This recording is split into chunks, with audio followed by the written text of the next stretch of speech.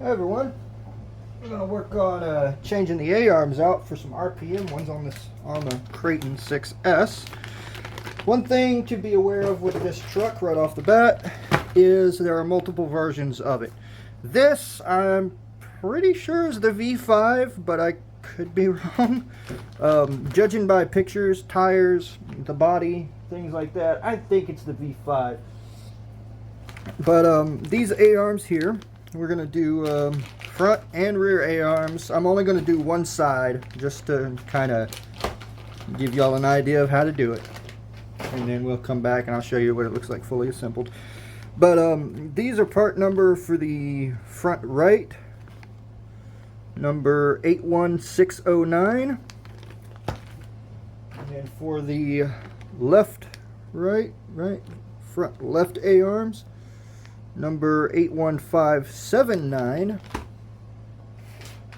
And then for the rear, they come in a pack of two, front and left, because there's top links instead of A-arms.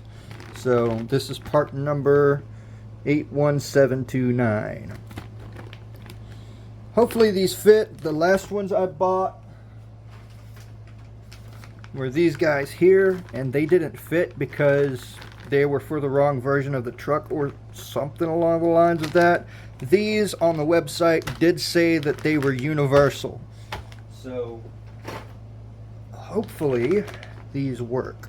I don't know what exactly was causing the last ones not to, but they wouldn't fit. They bound up real bad back here on the hinge pins. So let's get busy doing this. Guess I'm going to do the rears first, and we'll see if they fit. Look out, Kitty Cat. Yes, I know. You're pissy because you want my chair and I won't let you have it. I've warmed it up for my butt, not yours. To get this rear hinge pin brace off, there's two screws on the back and there's these two up here.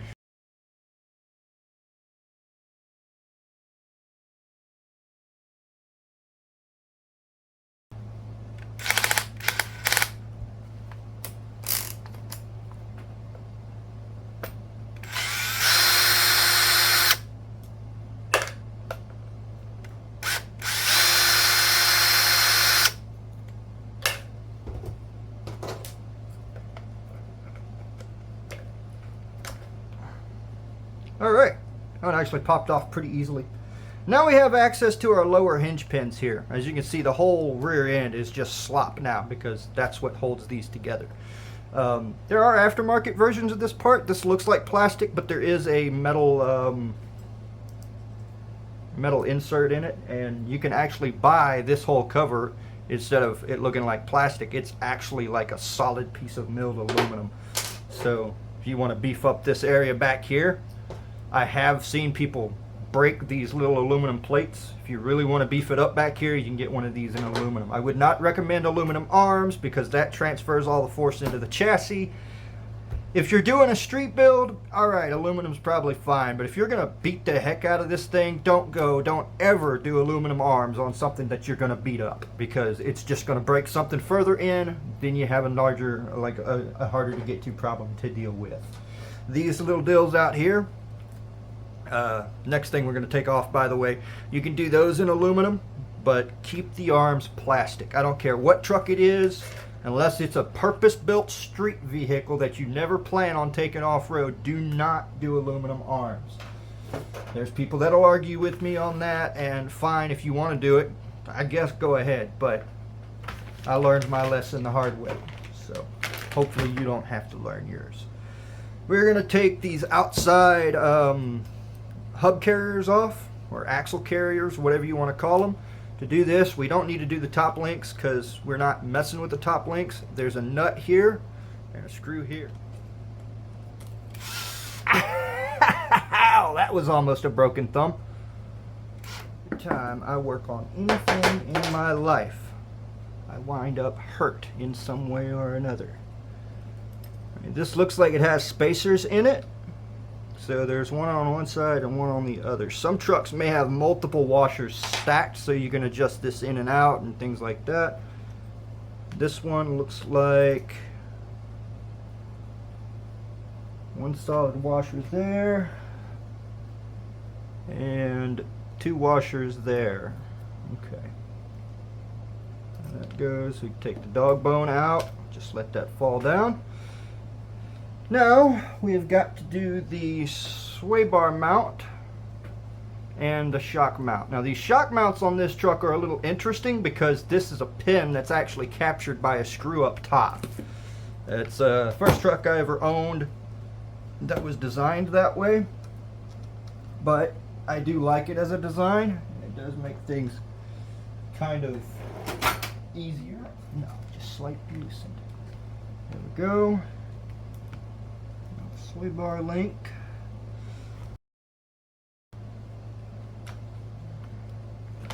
Okay. We now have an A-arm off. Gonna go ahead and finish undoing this screw here because we're going to need it for the new A-arms to recapture that pin. Just to be safe so you don't mar anything up, make sure there's not a set screw in here somewhere that holds that hinge pin in place.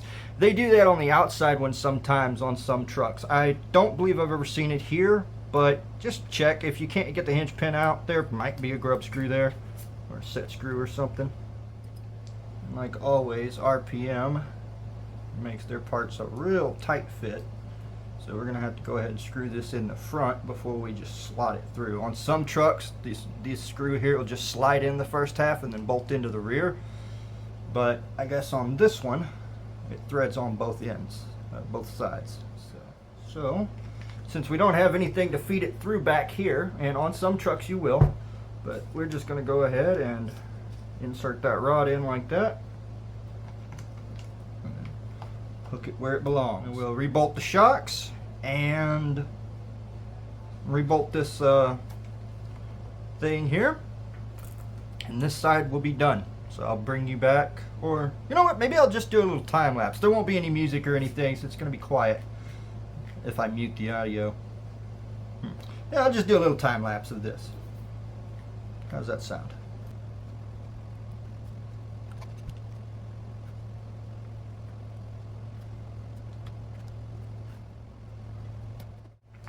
Alright, so that's everything. That's this rear arm over here done. All that's left is to put this back on, which is just the exact reverse of what you did. Put 2 screws in the rear and these 2 screws here. This little keyed part right here fits in this little notch.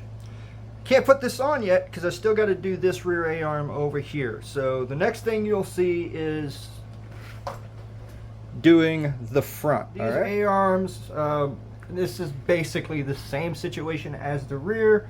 Just got to take out an extra hinge pin for the top. We'll get around to that. And also you have these, which are a different kind of setup than the rear. So I'll show you how to get to these. They're not as hard as you might think. Let's see, what should we take off first? I guess we'll take these off first because I used to have trouble with them back when I owned a Revo, and it's basically the same kind of setup. What we're going to do here is actually look down through these. See how the ball is off a little bit? It's not perfect. When you compress the suspension, you can get the steering right. Those pillow balls in there, I think is what they're called, will actually line up, and you can get a bit straight down in there at them without having to take all of this apart. So that's what I'm going to show you here. I'm going to take our bit, if this is the right size. The wheels are off of this truck, so suspension arms should lay relatively flat. Yep, there we go.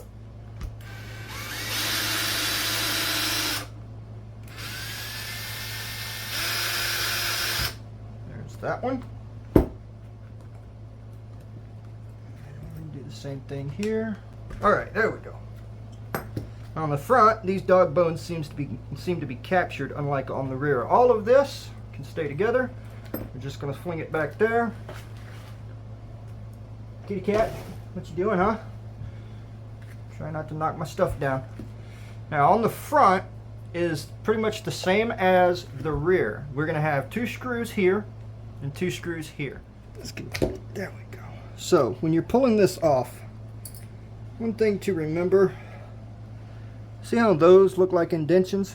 It's because they are. This bumper has, let me get over here, there we go, little things. See the little cone looking things here? Those fit down into the chassis, and this bumper fits in here so tight that you can't pull it straight off. You actually kind of have to pull it up like that and then pull it off. So just kind of keep that in mind. If you can't get it off, there is only 4 screws holding it. There's these 2 here, these 2 here. If you got all those out and it won't come off, just remember that. You might have to kind of pry up on this with a flat head to get it to slip off, or what I did was just push down on it and it popped off. And you see my screws I put in for that Traxxas / front bumper. It actually fits perfectly with no modifications needed. All I had to do was source some long screws out of my bag and a couple of spacers so that this little leg right here cleared. But yeah, it fits perfectly, and it actually looks pretty good too. So if you're looking for a out of the ordinary part for your Kraton, well, there's one right there. Alright, so the rest of this is just going to be just like on the back. We're going to undo the sway bar mount, and we're going to pull this shock pin out, and then that's it. The whole thing slides off. What are you doing, runt butt? Here's my other cat. Here she is. She's the runt, and she's a bobtail. My dear kitty cat. Alright, go on. Get down. Good girl. Alright, so let's go ahead and get this off.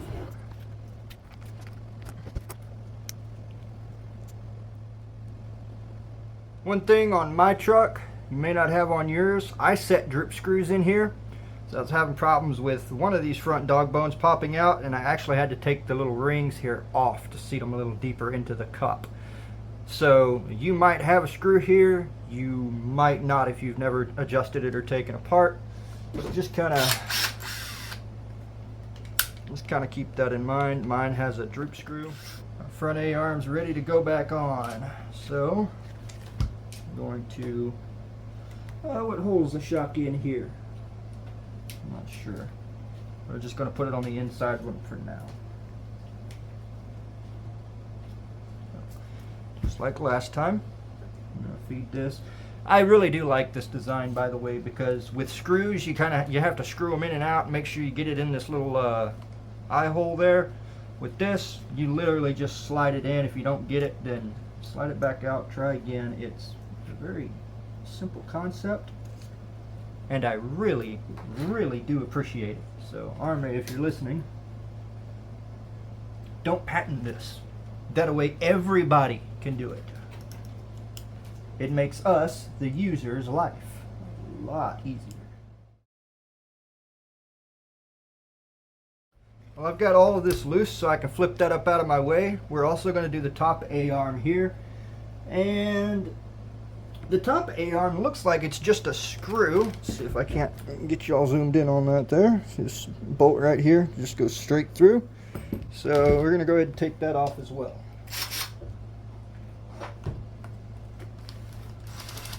Oops, I'll tighten my clutch down again. Oh.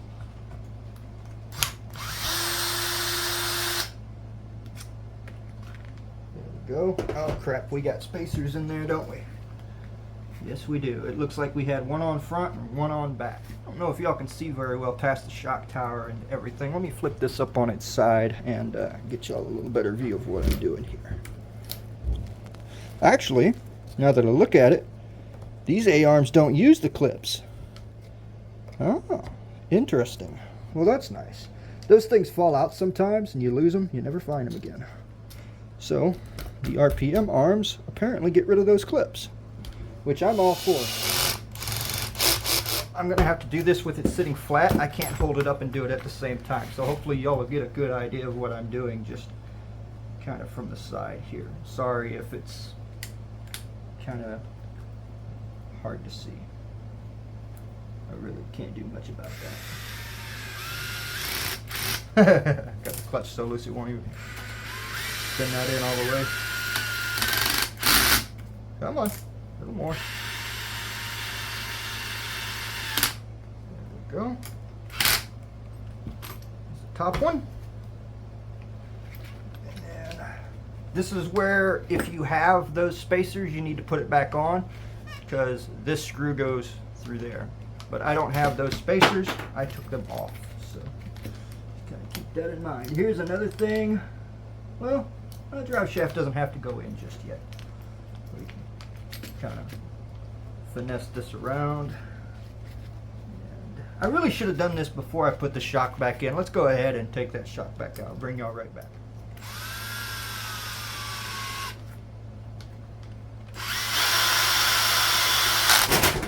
What are you doing, cat? There we go. Let me put this shock back in here. There we go. It's all back in. Now I'm actually going to leave the rest of this unattached because again it's just going to fall back out. So I'm going to get this side over here done, and then I will bring y'all back afterwards and show you what it looks like all put back together. Alright, so we got it all back together. I got the wheels back on it. Everything seems to be working right. Quote unquote. I gotta hook my sway bar linkages up here back.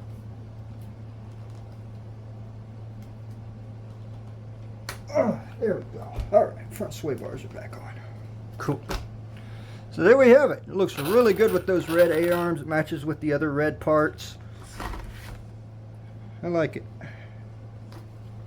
Did I need to replace the A-arms on this truck? No. The stock one's perfectly fine. But I wanted a bit more color to it, so I replaced the A-arms. Now here is the body. Let's see. Too much red, not enough blue? No. No, it looks perfectly fine like that with the red. Dude, that's awesome. Looks perfect. Let me get y'all out of there real quick. Alright. Some of this out of the way. Get a little more light on it. Yeah, looks good. I like that. I will be doing some more blue accents on it. Thinking some blue wing buttons and maybe some other little pieces that are blue somewhere along the way. But yeah, definitely looks good. I'm happy with it. Alright. Well, thanks for watching, and I'll see y'all next time. It is 10:54 at night, and my back is killing me because I've been sitting here for 2 hours making videos. And I still got to edit all this, so y'all have a good night. I'll see y'all next time.